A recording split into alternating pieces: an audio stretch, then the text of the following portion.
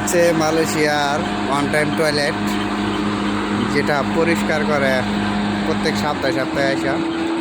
এই হচ্ছে মালয়েশিয়ার ওয়ান টাইম টয়লেট। সাথে থাকেন, দেখতে থাকেন। এই হচ্ছে অবস্থা যে ওনারা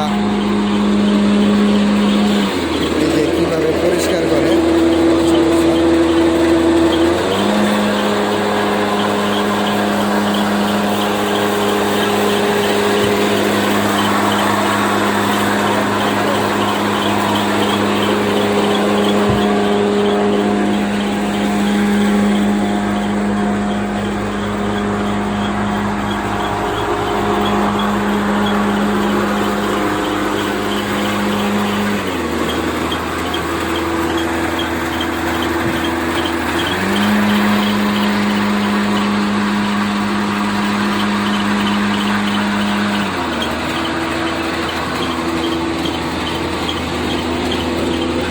ময়লাটা একবারে করে নিয়ে যায়,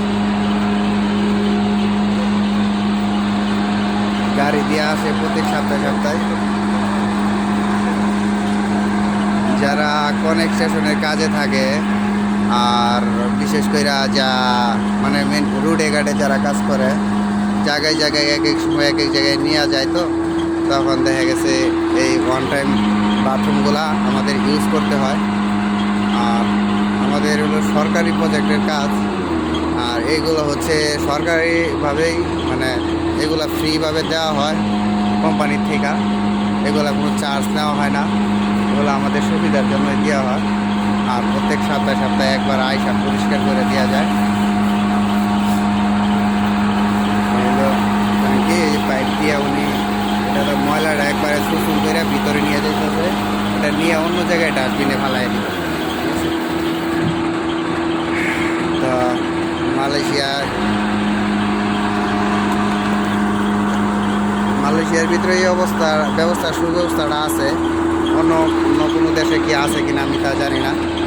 তা উনি হচ্ছে পাকিস্তানি, যে এই বাড়িটা হচ্ছে পাকিস্তানি, আর উনি হচ্ছে মালাই, উনি হলো কন্ট্রাক্টর, ঠিক আছে। আর এগুলা হলে বিশেষ করে বলতে হলো যে বাথরুমের কন্ট্রাক্টর এগুলা, উনি হলো সুপারভাইজার।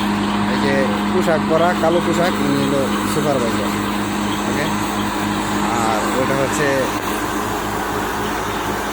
কাজের কন্ট্রাক্ট করে কোম্পানির সাথে, কোন কোন জায়গায় কোন কোন সাইডে কাজ করা হয় এইসব সাইডে কন্ট্রাক্ট করে এগুলো পরিষ্কার করে দেওয়া হয়। তো এই হচ্ছে টয়লেট, এখানে পরিষ্কার করা শেষ।